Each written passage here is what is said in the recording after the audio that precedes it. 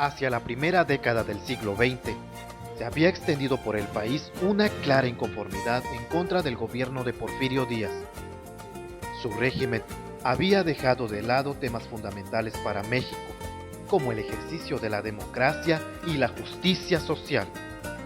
En 1908, Porfirio Díaz expresó que al terminar su periodo presidencial, se retiraría del poder porque consideraba que México ya estaba listo para la democracia.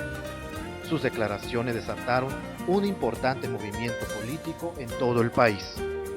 En 1910, Francisco I. Madero, en su libro La sucesión presidencial, planteó la necesidad de un cambio pacífico y democrático. A partir de 1909, había comenzado a recorrer el país con un lema que arraigó en la conciencia cívica: sufragio efectivo, no reelección. Ante la creciente popularidad de Madero, el gobierno ordenó su encarcelamiento, y bajo esas condiciones se realizaron las elecciones presidenciales que le dieron el triunfo a Díaz por séptima ocasión. Madero logró escapar y proclamó el Plan de San Luis, en el que desconoció el gobierno de Porfirio Díaz y convocó al pueblo a tomar las armas con el fin de instaurar la democracia. La revolución estalló el 20 de noviembre de 1910. A ella se unieron campesinos, obreros, mineros, intelectuales y gente de la clase media. En la Revolución Mexicana se escucharon los nombres de dos valientes personajes. En el norte, el general de generales, Doroteo Arango, o mejor conocido como Pancho Villa. Y en el sur, el apóstol de la revolución, don Emiliano Zapata Salazar.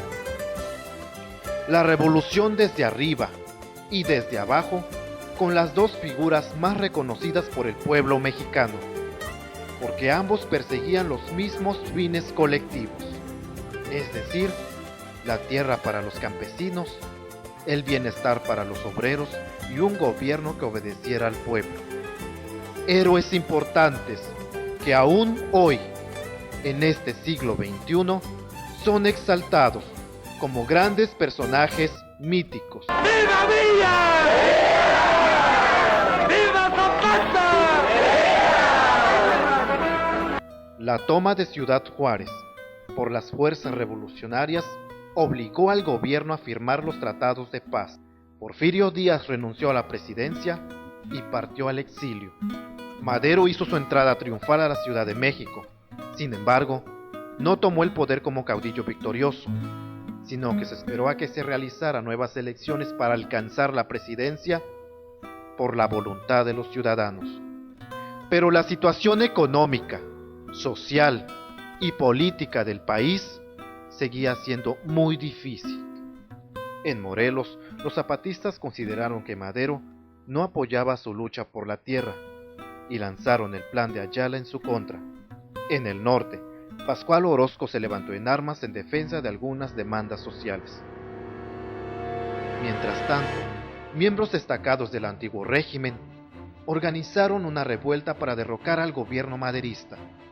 El presidente Madero encargó al general Victoriano Huerta la defensa de su gobierno, pero Huerta entró en negociaciones con los sublevados y apoyó el golpe de Estado.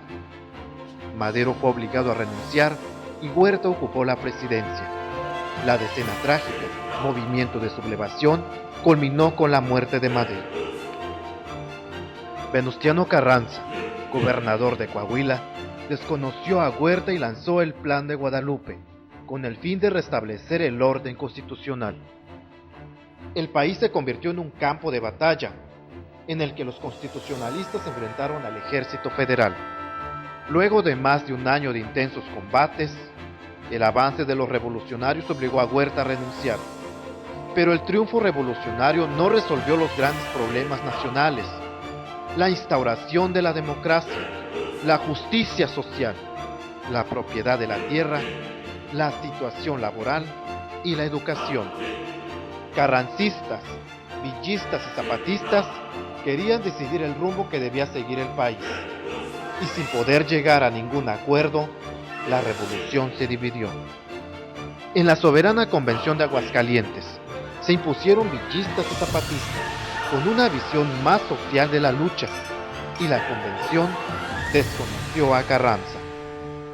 Carranza trasladó su gobierno a Veracruz, apoyado por las fuerzas de Obregón, y a partir de 1915 comenzó una intensa campaña militar contra villistas y zapatistas. Con la situación militar a su favor, Carranza convocó al Congreso a redactar una nueva constitución. Esta se promulgó el 5 de febrero de 1917. Aunque las disputas por el poder continuaron, la Carta Magna marcó el camino que debía seguir el país en los años siguientes a la Revolución, pues había recogido las principales demandas de la lucha: democracia, educación, cuestión agraria y derechos laborales. En este sentido, a 100 años de su inicio, para muchos, la revolución no ha terminado, y para otros, la revolución fue traicionada.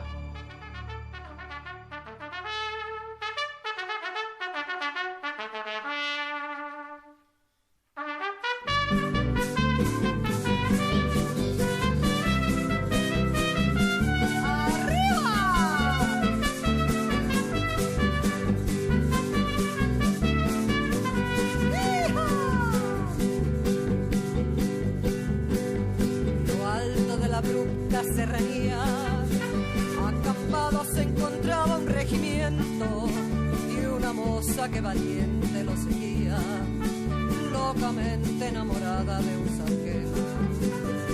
Volar entre la tropa era Adelita, la mujer que el sargento idolatraba, porque además de ser valiente era bonita, que hasta el mismo coronel la respetaba.